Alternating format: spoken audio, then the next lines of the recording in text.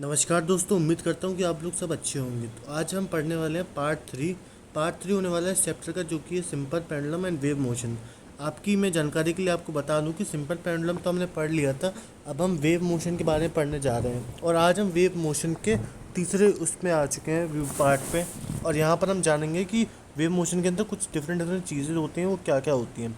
For example, पिछले videos में हमने क्या देखा था कि transverse wave and longitudinal waves क्या होता है। और यहाँ पर हम जानेंगे कि इसके कुछ टर्म्स होते हैं इंपॉर्टेंट, वो क्या क्या होते हैं। मैं आपको जूम कर देता हूँ कि आपको अच्छे से दिखाई दे इसको। और अब शुरू करते हैं। Different terms regarding wave motion. Frequency basically क्या होती है? फ्रीक्वेंसी हम हमेशा पढ़ते हुए आते हैं। फ्रीक्वेंसी क्या होता है? ज़्यादातर लोग उसको टाइम पीरियड का रिवर्स बोल देते हैं, या फिर the frequency of oscillation is the divide the number of oscillation made by particle in 1 second. 1 second में कितने नंबर ऑफ ऑक्सीलेशन हो रहा है उसको हम कहते हैं क्या? फ्रीक्वेंसी। प्रेजेंटेड बाय एन, इसको हम एन से रिप्रेजेंट करते हैं, ये आप हमेशा याद रखेंगे। बस इतना ही मान के चलिए, आप इतना ही याद में रहिए। कितने ऑक्सीलेशन कर रहा है पर मिनट, उसको हम कहते हैं क्या? फ्रीक्वेंसी। वेवलेंथ क्या होती है? जो भी मान लो हम ऐसे रिप्रेजेंट कर रहे हैं अपने ग्राफ को, तो यहाँ से लेके, मान लीजिए यहाँ से स्टार्ट हो रहा है, तो यहाँ से लेके दोबारा इतना आने तक कितना इसमें डिस्टेंस कवर किया, उसको हम वेवलेंथ बोलते हैं। एक बार यहाँ पर देते हैं, distance of covered in equal time in time period vibrating a particle is called wavelength of the, it is represented by lambda. इसे लैम्डा बोला जाता है, ये वेवलेंथ का सिंबल होता है, इसको आप याद रखेंगे, काफ़ी इंपॉर्टेंट होता है। For transverse wave the distance between two consecutive crest and two consecutive trough is called wavelength. अब हम ये जान लेते हैं छोटे से, यहाँ पर फैक्ट मैं बता देता हूँ आपको। ट्रफ्स और क्रस्ट होता क्या है? तो बेसिकली अगर मैंने यहाँ से शुरू किया अपनी एक वेव, तो मैं ये देखूंगा कि हमारा कहीं ना कहीं एम्पलीट्यूड आ रहा है। एम्पलीट्यूड यानी कि एक मैक्सिमम पॉइंट आ रहा है हमारा। तो वो जब भी ऊपर होता है, हम ऐसे डिवाइड करते हैं, ये हमारी क्या एक्स एक्सिस है और ये हमारी वाई एक्सिस है। जब भी वाई एक्सिस के पॉजिटिव साइड में जब भी मैक्सिमम आता है, तो उसको हम बोलते हैं क्या? क्रस्ट। और जब भी क्रस्ट, ये वाला क्रस्ट नहीं है, ईएसटी वाला है, तो उसके आप याद रखेंगे। इसके बाद जब भी वो सबसे नीचे आता है, माइनस वाई की साइड मैक्सिमम जो भी आता है, उसको हम कहते हैं ट्रफ। ठीक है, ये दोनों चीज़ें आप हमेशा याद रखेंगे, काफ़ी ज़्यादा इंपॉर्टेंट पड़ जाती हैं। कभी कभी क्या होता है ना कि हमको बेसिक चीज़ें समझ में आ जाती हैं, लेकिन यहाँ पर कुछ टेक्निकल चीज़ें हैं, उनमें हमको कन्फ्यूजन हो जाता है, तो आप उसको हमेशा याद रखेंगे। अब यहाँ पर जानते हैं कि वेव वेलोसिटी क्या होता है? Distance covered by wave in 1 second, इसको वेव वेलोसिटी। अब यार हल्का सा समझ के देखो, अगर मैंने बोला वेव वेलोसिटी यानी वेव की वेलोसिटी, वेलोसिटी पता है हमको क्या? Displacement upon time. ठीक है। अब अगर ऐसा होता है तो यहाँ पर डिस्प्लेसमेंट, डिस्टेंस, जो भी कुछ भी है, तो हम किसकी बात कर रहे हैं? जब भी एक वेव मोशन हो रहा है, यानी कि उसका जो लैम्डा आ रहा है, उसकी वेवलेंथ आ रही है। वेवलेंथ, लेंथ, यहीं से आप समझ सकते हैं। तो लैम्डा अपॉन टी, ये हमारा वी निकल कर आता है। तो आप हमेशा इसको याद रखेंगे, relationship between velocity and wavelength. यही मैंने आपको बताया, लैम्डा हमारी डिस्टेंस होता है, टाइम हमारी टी होता है, ये इक्वल्स टू किसकी हो जाता है? वी के। इतना ही सा चीज़ है बस। मैकेनिकल वेव्स क्या होती हैं? मैकेनिकल वेव्स जान लेते हैं, इतना ज़्यादा इंपॉर्टेंट, मतलब फिजिक्स में इतनी ज़्यादा चीज़ें पूछी नहीं जाती हैं इसके रिलेटेड, लेकिन तब भी आप याद रखेंगे। A disturbance produce by material medium and advancing with a definite speed in a medium without changing its form is called mechanical waves. There are two types of mechanical waves.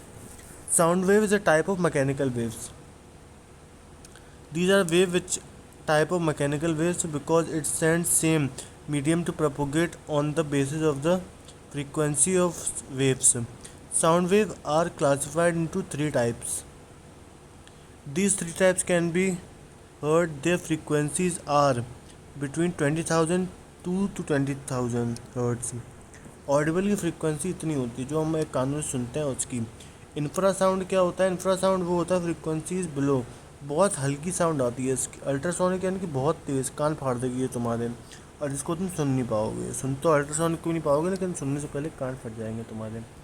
तो इसको जान लेते हैं हम, आगे बढ़ते हैं। आगे क्या सुनने वाले हैं? Important points related to sound. Sound हम हमेशा पढ़ते आ रहे हैं कि डिपेंड करता है कहाँ ट्रैवल कर रहा है। अगर वहाँ वैक्यूम है तो वहाँ पर साउंड ट्रैवल करेगा ही नहीं। वैक्यूम यानी कि फॉर एग्जांपल अगर हम स्पेस में, आउटर स्पेस में है, तो हम वहाँ पर ये देखेंगे कि हम बोल नहीं सकते। मतलब अगर मैं बोलूँगा मून पे खड़े होके, इंटरनेशनल स्पेस स्टेशन के बाहर निकल के, मतलब बेसिकली मैं आउटर स्पेस में हूँ, तो मैं ये देखूँगा कि मेरी आवाज़ आप तक पहुँच नहीं रही है। मान लीजिए आप मेरे कान के पास भी खड़े हैं ना, तब भी आपको ऐसे करके आपको आवाज़ आएगी। बस आपको मेरे हल्के सा कुछ साउंड मेक करने की आवाज़ तो आएगी, लेकिन आपको कुछ सुनाई नहीं देगा मैं बोलना क्या चाह रहा हूँ। तो आपको चोक की आवाज़ आएगी वहाँ पर, वो भी नहीं आती है, लेकिन बता रहा हूँ मैं आपको क्या होता है।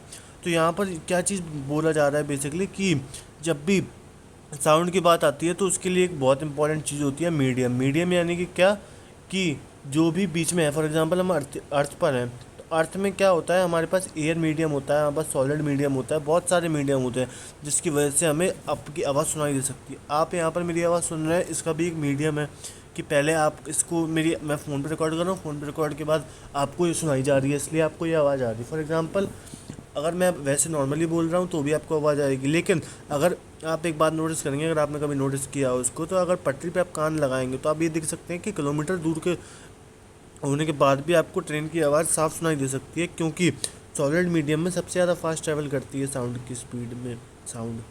तो ये निकल कर आता है। अगर ह्यूमिडिटी है तो एयर में वाटर है, एयर में वाटर है मतलब उसकी डेंसिटी ज़्यादा है, अगर डेंसिटी ज़्यादा है तो उसकी स्पीड भी ज़्यादा होगी। तो यही निकल कर आ रही है बात। Humidity increases in air, speed of sound also increases. Humidity जैसे इंक्रीज करती है वैसे स्पीड भी इंक्रीज कर जाती है। There is no effect of pressure on the speed of sound. Temperature increases by 1 degree Celsius, then speed of sound और increase by, अगर टेम्परेचर को 1 डिग्री सेल्सियस बढ़ा दिया जाए तो speed of sound increase by 0.6 metre पर second. Speed of sound is inversely proportional to the inverse of density. अगर density बढ़ाई जाएगी तो डेंसिटी स्पीड ऑफ साउंड कम हो जाएगी। ये इसकी बात निकल कर आ रही है।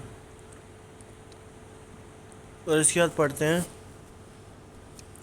When sound travels in one medium to another, then speed of sound and wavelength changes but frequency doesn't change.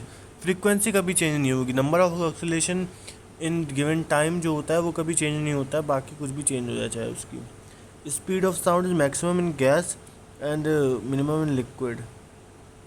तो आप ये हमेशा याद रखेंगे कि मैक्सिमम होती है गैस में, और जितना ज़्यादा हर्डल्स आएंगे उसके बीच में उतनी ज़्यादा क्या होती जाएगी, कम होती जाएगी, मिनिमम होती जाएगी।